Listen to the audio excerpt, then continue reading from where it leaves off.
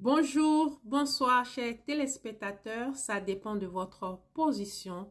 C'est un réel plaisir pour moi de vous retrouver en ce jour dans un autre numéro. Un numéro dans lequel nous allons parler des conséquences de l'IMC. Mais avant tout propos, je voudrais simplement dire que l'IMC, c'est l'indice de masse corporelle.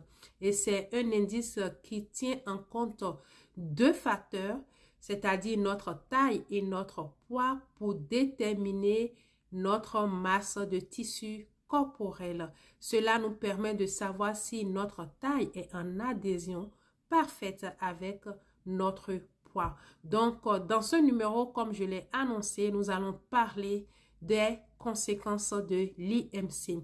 Comme première conséquence de l'IMC, nous avons l'augmentation des risques de maladies cardiovasculaires.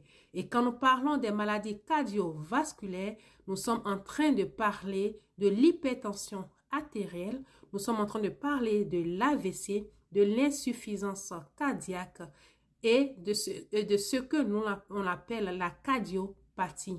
Au second point, comme conséquence, nous avons le diabète de type 2.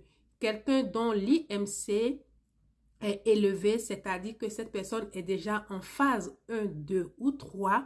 Dans les vidéos précédentes, vous allez les voir et vous saurez de quoi je parle quand je parle de phase 1, phase 2, phase 3. Et en dehors de ça, nous avons les problèmes digestifs et gastro-intestinaux, c'est-à-dire tous les problèmes qui sont liés à l'intestin, à l'intérieur de nous. Nous avons un autre point, une autre conséquence que nous appelons l'apnée du sommeil. L'apnée du sommeil, c'est un trouble où la respiration s'arrête pour un moment donné pendant que nous sommes en sommeil.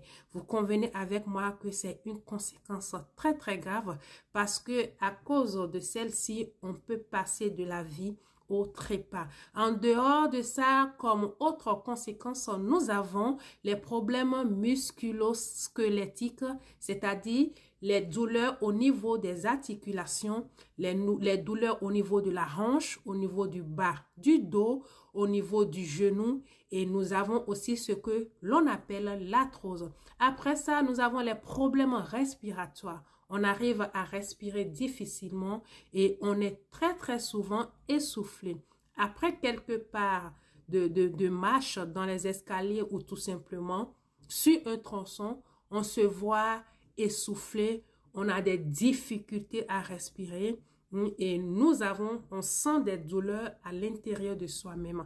En dehors de ça, nous avons l'augmentation du risque de divers cancers comme le cancer des seins, cancer de foie, cancer de l'utérus, cancer du pancréas, cancer de l'œsophage et ainsi de suite. Nous avons aussi les problèmes psychologiques et sociaux, manque d'estime de soi ou bien la perte de l'estime de soi. Nous avons l'isolement, nous avons l'anxiété, nous avons la dépression. Et enfin, nous avons la réduction de l'espérance de notre vie. Chers téléspectateurs, eu égard à tout ce que nous venons de citer, il est très très important que chacun de nous puisse très rapidement déterminer son IMC. Pour en savoir, c'est très facile. Abonnez-vous à ma page.